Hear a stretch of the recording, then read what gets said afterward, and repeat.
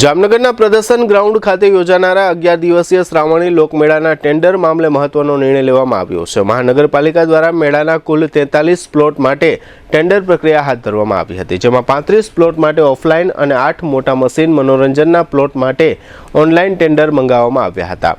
35 offline plot માટે કુલ 88 tender મળ્યા હતા। ગઈકાલે મનપાની ફાયર ઓફિસના બીજા માળે આ ટેન્ડરો ખોલવાની પ્રક્રિયા હાથ ધરવામાં આવી હતી, જેમાં ચિલ્ડ્રન રાઇડ્સના 8 પ્લોટ માટે 22, રમકડાના સ્ટોલના 6 પ્લોટ માટે 22, મિની રાઇડ્સના 7 પ્લોટ માટે 20, પોપકોર્નના 7 પ્લોટ માટે 17 અને ફૂડ ઝોનના 7 પ્લોટ માટે માત્ર 7 ટેન્ડર મળ્યા હતા। જોકે ટેન્ડર ખોલવાની પ્રક્રિયા દરમિયાન ફૂડ ઝોનના 6 પ્લોટ અને પોપકોર્નના 1 પ્લોટ માટે માત્ર એક એટલે કે સિંગલ ટેન્ડર મળ્યા હતા, જેના કારણે આ તમામ 7 પ્લોટના ટેન્ડર ખોલવામાં આવ્યા નહોતા અને હવે તેમનું રીટેન્ડરિંગ કરવું કે કેમ તે અંગે આગામી સમયમાં કમિશનર દ્વારા નિર્ણય લેવામાં આવશે, એમ ઇન્ચાર્જ મેળા અધિકારી મુકેશ ગોસાઈએ આજે શુક્રવારે સાંજે જીટીપીએલ જામનગર ન્યૂઝની વાતચીતમાં જણાવ્યું હતું।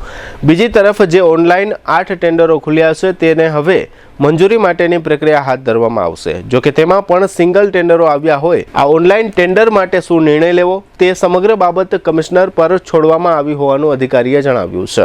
અત્રે એ પણ ઉલ્લેખનીય છે કે આગામી 1 સપ્ટેમ્બરથી મેળાનો પ્રારંભ થઈ રહ્યો છે।